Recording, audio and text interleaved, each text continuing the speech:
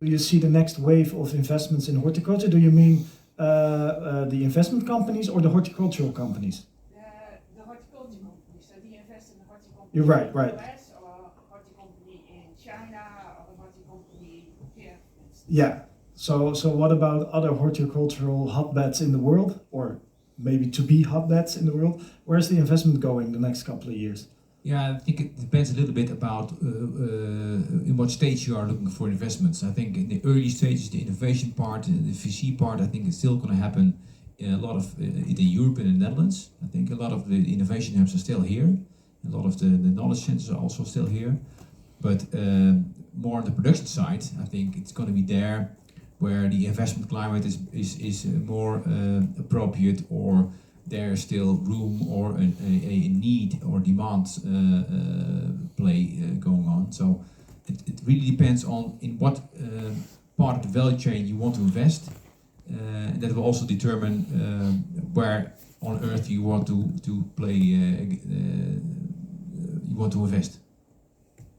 And I think it also, of course, because you have a link with Brussels, and there must be other like Chinese companies, Middle Eastern companies that have a link with their region and want to get the tech over there. So I guess that's also part of the equation. Well, so I think I'm just trying to think back of some numbers. I think that last year, when you look at the broader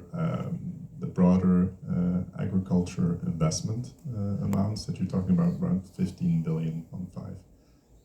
The year before, that was at least double, and that was with the wave of all of these huge venture capital rounds and private equity rounds that were happening. The spread of this has historically been a bit more in the US, a lot of it in Europe, a lot in China. I think that when you look at it, it's maybe 20 to 30% US, 20 to 30% Europe, 20 to 30% not just China, Asia in general, and then some of the other regions. And I think that what you're asking indirectly is, for example, the Middle East, because there's quite some mega farms that have been announced, yes, and etc.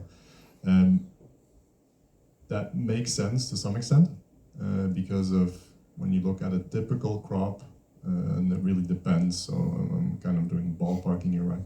Around 30% of your cost is going to be energy. In the Middle East, you can reduce that drastically with all of the land that you have and all of the sun that you have, and other sources of energy. So there is something that makes sense in the region.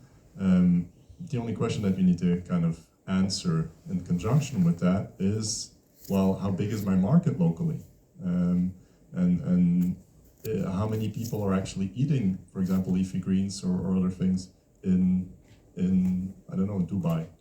And so, from my knowledge, and again, I might be wrong, so happy to be corrected, these are still quite niche markets.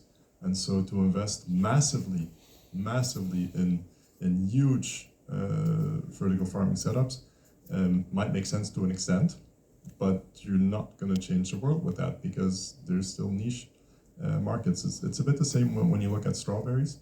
You have, we were talking about this earlier, you have some strawberry setups that have amazing strawberries, and they have amazing margins, but they're selling a small package of strawberries, of 5, 6, 7 strawberries for like $8 in parts of Canada or in the US.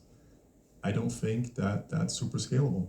It might be scalable in that specific area, in that specific setup, but to scale that to a worldwide market or even an entire region is a bit more difficult. And so when you look at regional development, I think that the investments are going to go where the innovation is, and I agree with that.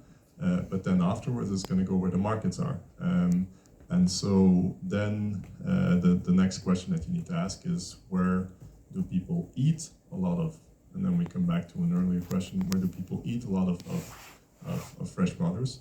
And then when you look at the most meat-consuming markets in the world, what you're talking about is only a handful of markets where they really consume more than 100 kilograms per person per year. And that is the US, that's Spain for some reason. And what else? There's like a couple of other ones. But a lot of the parts of the world actually consume much more vegetables. And so when you then look at that, then the consumption of a lot of these vegetables is going to be linked to your economic development. And so then you're looking again at Europe, US, and large parts of Asia that are heavily developing. And then when you look at the other part of the market, when you look at pharmaceuticals, et cetera, then again, that's mostly centered US and Europe. Yeah. So I do think that we'll see a lot of things happening close to home. And I do think that at some point, both the US and Asia are going to have their reset. They're actually having their reset now already, with a clear focus on where they're going to invest and what they've learned from some of the past mistakes. Same as us, we've also made mistakes in Europe in investments, and that we're going to be investing again in things that make more sense. Yeah.